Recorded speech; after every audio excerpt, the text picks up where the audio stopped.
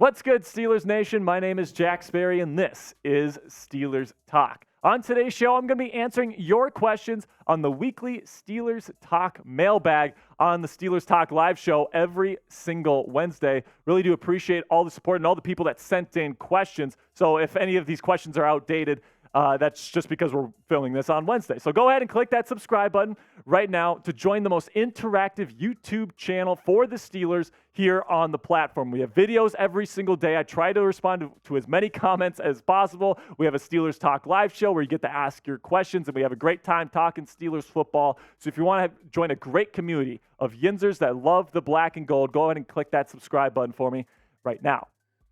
And our first question comes from a $10 super chat from Matt Hyde, who says, do you think Najee should lose a little weight? So he is pretty heavy for a true bell cow running back. Now, there's not many guys in the league that can really be his weight and really be a bell cow. We saw Adrian Peterson do it. We see Derrick Henry do it. But it's definitely a short list. Now, if he can keep the speed at that weight and he can keep the power, I say stay at the same weight. But if you need to add a little bit more juice in terms of the speed department, I'd say I wouldn't mind him losing a couple of pounds. But based on all the reports, he's looking great in camp right now at his size. So I'm not really all that worried about it. I think he's going to have a breakout season here in 2023. Then we got a first-time super chat here with a $5 super chat from Brandon Nicholson. And he says, been watching for a minute. I watch every video. Appreciate the support. I'm worried about our linebacking core just because of the unknown. Are you confident in them out of 10? So what I'll say, Brandon, is that I really like our pass rush and our secondary, and I really don't think the linebacking core is going to make or break the Steelers defense. I think Cole Holcomb and Landon Roberts are decent starters in the National Football League. You hope that Mark Robinson can start to develop here in year 2. You sign Nick Kwiatkowski, who I think is a great fit for this Steelers defense as well. So personally, I think that the linebacking core is going to be fine. I think they'll hold up just fine. And right now, my confidence in them, probably an 8 out of 10 because they're surrounded by that great secondary led by Patrick Peterson and Minkah Fitzpatrick. And then that pass rush, of course, led by TJ Watt, Alex Highsmith, and Cam Hayward. Then we got another $5 super chat from Unknown Assailant here. It says, who would most likely be included in a Donald trade, Cam or Highsmith? And what picks would be worth giving up? So it's definitely not going to be Cam. He's your captain. He's kind of Mr. Steeler right now. If I'm being completely honest with you, he's kind of that one guy, that central figure, that central leader in that locker room.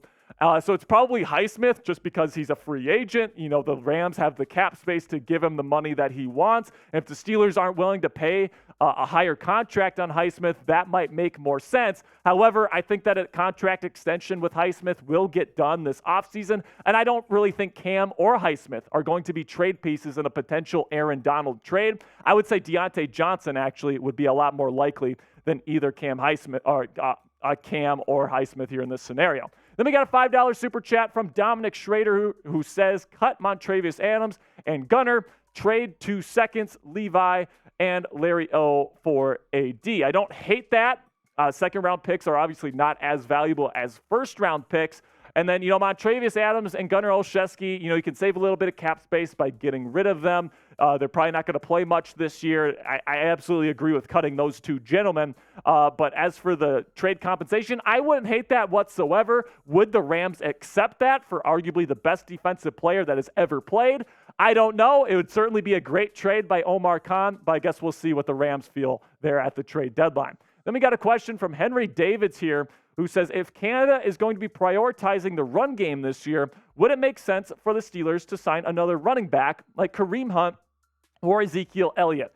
So it would make a little bit of sense, I think. You got Najee Harris and Jaylen Warren, but then after that, it's a little shaky. Anthony McFarland, Alfonso Graham, not great. It's okay. But, if you really want to prioritize the run game this year, you could add another running back here. I don't think you want to pay too much for whoever you pay. I think Kareem Hunt is actually asking for more than teams are willing to pay him right now. Ezekiel Elliott, I'm not sure if he'd even want to come to the Steelers because it would be kind of like a tertiary role where he'd be running back 3. I really don't think that's the kind of role he's looking for. So I think at the end of the day, it will be Najee Harris and Jaylen Warren as your number 1 and number 2 backs. And if they add a running back here, it's going to be as a number 3 option. But I think the Steelers are going to want to see what they have in Alfonso Graham and Anthony McFarland going into camp. So let me know what you guys think down in the comments section. Should the Steelers sign another running back here before the start of training camp here in just a couple of weeks? Type Y if you think yes, or type N if you think no. This is going to be the pinned comment on today's show. So YouTube's going to throw you an ad break here in just a couple of seconds. Take advantage of that time by giving me a yes or by giving me a no down there in the comments.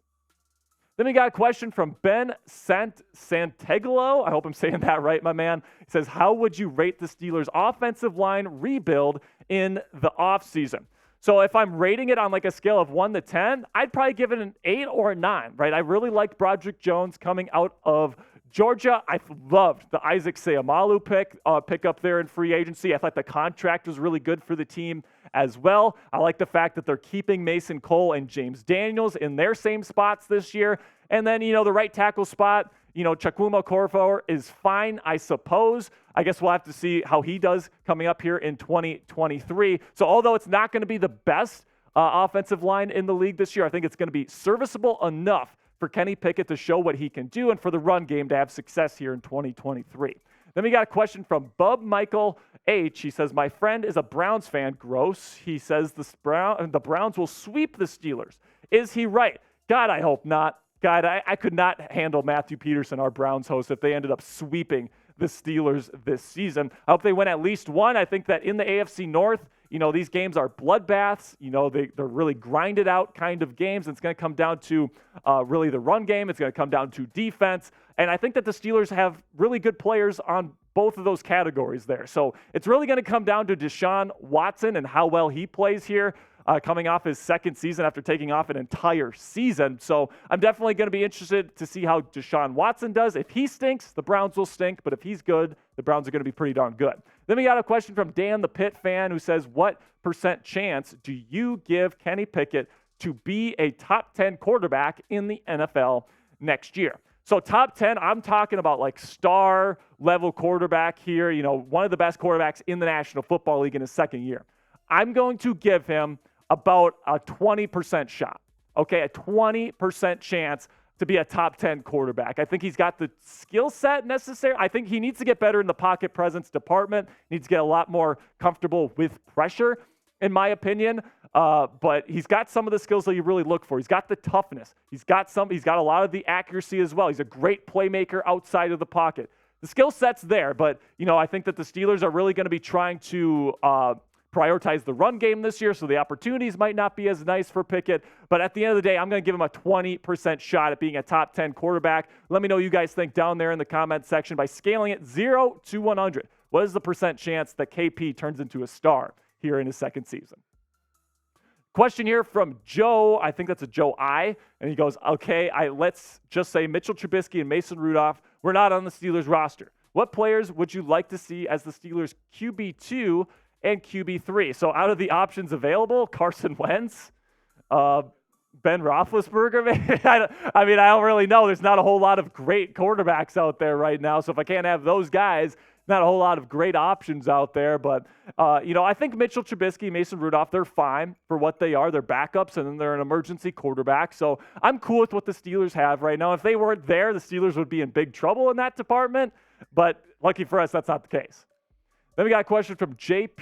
Perry YT, who says, if DJ doesn't have a good season, should we go after someone in the draft, sign a free agent, or trade him? So if he doesn't have a good season this year, you're going to be trying to do whatever you can to try to get rid of him via trade, because you're not going to want to pay his contract amount for next season. But I think that with Diontae Johnson, last year it was kind of a weird year for him. There's a lot of bad luck on his side. There's a lot of poor quarterback play, if I'm going to be completely frank with you. A lot of times where he gets wide ass open and a quarterback's just not looking at him.